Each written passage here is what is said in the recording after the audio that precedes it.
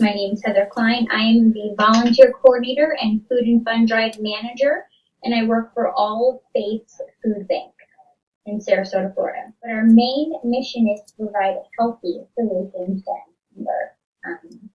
So we want to make sure that the food that we're giving out has nutritional value, because we know our children that we really focus on, especially during the summer months.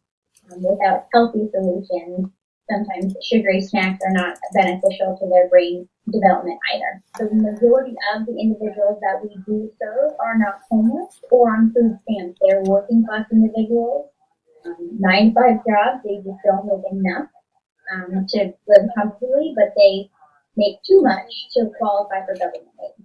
They're just like you and I. They work, they're smart, they're driven individuals who just don't have enough, or they have to choose whether they want to pay full rent or have the water on, or do they want to buy groceries. So you would never know that someone is actually using the food bank. They could still be getting what they need at Walmart or Publix or wherever someone is shopping, and they just utilize us for supplemental stuff.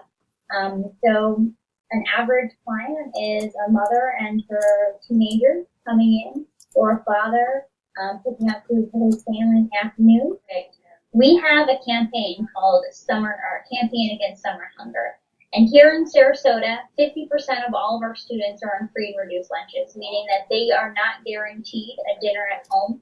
And during the summer, the scary fact is they're not guaranteed any meal. So during the summer, we open up 8 additional pantries, along with adding extra locations where they can go in. So if the school is closed, we make sure that outside the school there's a pantry or something extra, along with providing extra meals to the Salvation Army, who actually cooks those meals.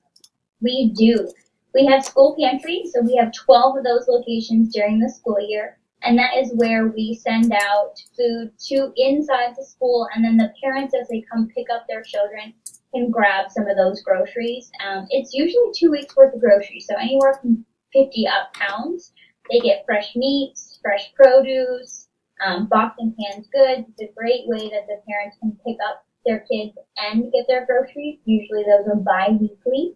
And again, we have 12 locations, both in Sarasota and DeSo County, that we supply food directly to the school. So I really believe that you have to focus on where the stuff comes from, along with focusing on where it goes to. After Hurricane Irma, I was out at one of our pantries in DeSoto, and unfortunately, it was a working mother and father, and they had 2 children.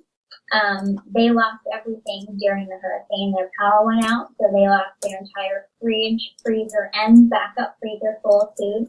They've never utilized the pantry with us before, but unfortunately, after having to pay for repairs for downed trees, they lost their screens, all that negative stuff that comes with a hurricane, they reached out to us for support. So again, a very humbling, very grateful family who, in most cases, had their stuff together. They had to utilize us, and again, they're normal individuals, just as you and I are.